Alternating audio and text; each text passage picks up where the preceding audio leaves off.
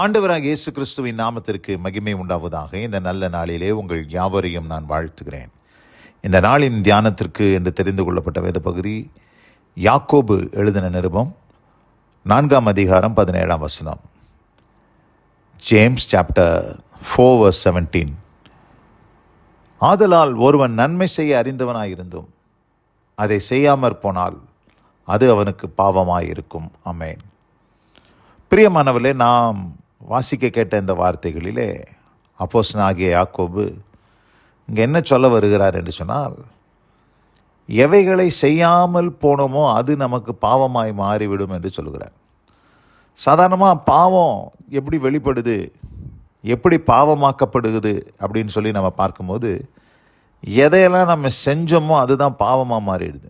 ஆக்ஷன்ஸில், நம்மளுடைய கிரியைகளிலே எவைகளெல்லாம் வெளிப்படுகிறதோ அவைகள்தான் பாவம் என்று கருதப்பட்டு வருகிறது. நம்ம எதெல்லாம் செஞ்சோம், எதெல்லாம் யாருக்கு விரோதமாக செஞ்சோம், தேவனுக்கு விரோதமாக செய்தோம், மனிதர்களுக்கு விரோதமாக செய்தோம், நம்மளுடைய வாழ்க்கைக்கு விரோதமாகவே நாம் செஞ்சோம், நம்மளுடைய ஜீவிதத்திற்கு விரோதமாக நாம் செய்த பாவங்கள், இது எல்லாமே பாவங்களாக எண்ணப்படுகிறது. ஆனால் இந்த இடத்துல செய்யாமல் இருக்கிற காரியத்தை பாவம் என்று சொல்கிறார். ஒன்றை செய்யாமல் இருக்கிற காரியத்தை பாவம் என்று சொல்லி, என்ன செய்யாமல் இருந்த காரியம்? ஒருவன் நன்மை செய்ய அறிந்தவனாயிருந்தோம். அதாவது ஒருவனுக்கு ஒரு உதவி தேவை, அந்த உதவியை செய்வதற்கு இன்னொருவன் அறிந்திருக்கிறான். அவன் சும்மா ஒரு வார்த்தை சொன்னால் போதும், அவனுக்கு ஒரு நன்மை கிடைக்கும். அவன் ஒரு சிபாரிசு பண்ணால் போதும், அவனுக்கு ஒருவேளை அந்த நன்மை உண்டாகும்.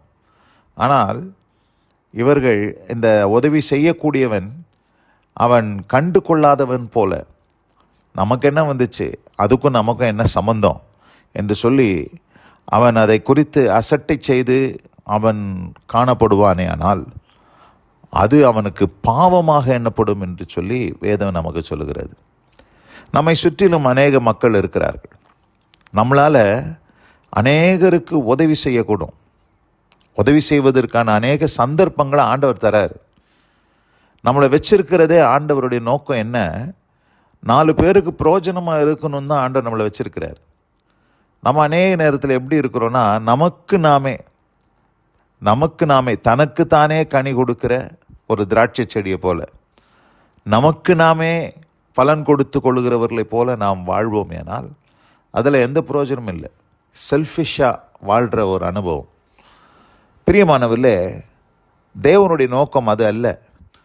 ஆண்டவர் நம்மை ஆசீர்வாதத்தின் ஊற்றுக்கால்களாய் நம்மை வைப்பதற்கு தான் ஆண்டவர் நம்மை தெரிந்து கொண்டிருக்கிறார். ஆதலால் நம்மளால் ஆன வரைக்கும் மற்றவர்களுக்கு உதவி செய்ய பிரயோஜனமாக இருக்க ஆண்டவர் நம்மை தெரிந்து கொண்டார் என்பது தான் உண்மை. அப்படி இருக்கும்போது நம்மளால் மற்றவங்களுக்கு எவைகளெல்லாம் செய்ய நமக்கு திராணி இருக்குதோ, அவைகளெல்லாம் செய்வதற்கு நமக்கு சந்தர்ப்பம் இருக்குதோ, சமயம் இருக்குதோ, அப்படிப்பட்ட காரியங்களை நாம் செய்யாமல் போவோமே ஆனால் அது பாவமாக்கப்படும் என்பது தான் உண்மை. இந்த காலை வேளையில் இந்த செய்தியை கேட்டுக்கொண்டிருக்கிற அன்பான சகோதரி சகோதரியே, நீங்கள் எத்தனையோ காரியங்களை உங்களை சுற்றி உள்ள மக்களுக்கு செய்யக்கூடும், செய்வதற்கு சமயம் இருக்குது, செய்வதற்கான சந்தர்ப்பங்களை ஆண்டவர் உண்டு பண்ணி கொடுத்தும் ஒருவேளை நீங்கள் அந்த உதவியை செய்யாமல் இருப்பீர்களானால் அது உங்களுக்கு பாவமாக இருக்கும். உங்கள்கிட்ட உதவி கேட்டு வந்தாங்க, நிறைய பேர் உங்களை உதவியை நாடினாங்க, உதவிக்காக உங்களிடத்தில் நாடி இருக்கலாம். ஆனால் நீங்கள் அவர்களுக்கு அந்த உதவியை செய்யாமல் போனால் அது பாவம் என்பதை இந்த காலை வேளையில் ஆண்டவர் திட்டம் தெளிவுமாக பேசுகிறார் என்பதை நாம் புரிந்து கொள்ள வேண்டும்.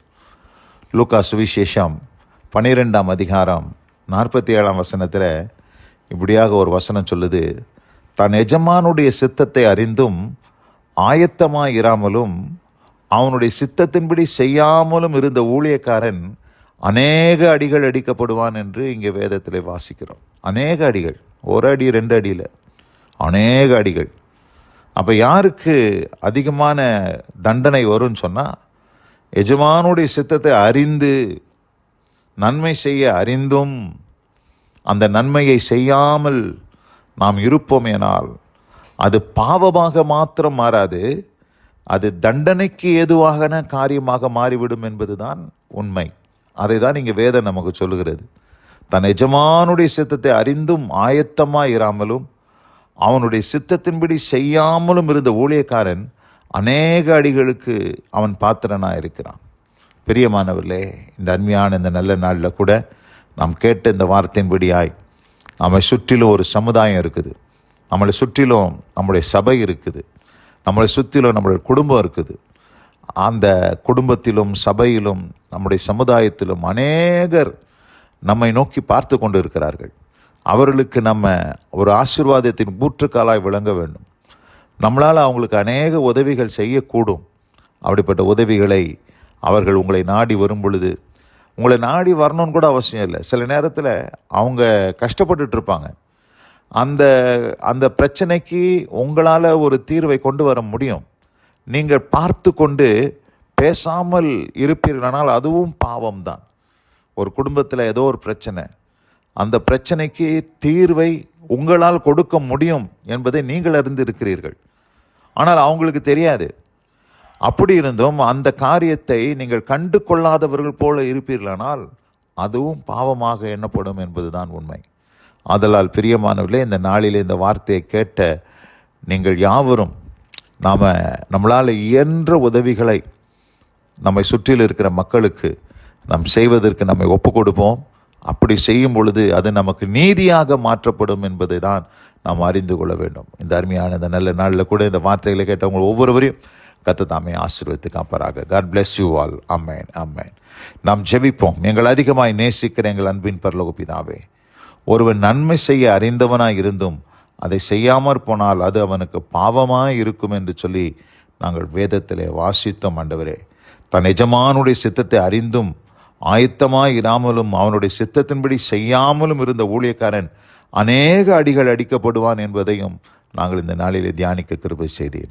ஆண்டவரே, நாங்கள் இந்த வார்த்தைகளை கேட்டு எச்சரிப்படைந்து நாங்கள் ஜாக்கிரதை உடையவர்களாய் யாருக்கெல்லாம் நன்மை செய்ய எங்களால் கூடுமோ அவர்களுக்கெல்லாம் இந்த நன்மைகளை செய்து விடுவதற்கு ஆண்டவரே நாங்கள் ஆயத்தமாயிருக்க நீர் எங்களை பலப்படுத்தும். ஆசீர்வதியும். இந்த வசனம் கேட்ட பிள்ளைகள் ஒவ்வொருவருக்கும் அப்படிப்பட்ட அனுபவத்தை தந்தருள்கிறார். தாழ்த்து உடைய கிருபையின் கரத்தில் அர்ப்பணிக்கிறோம்.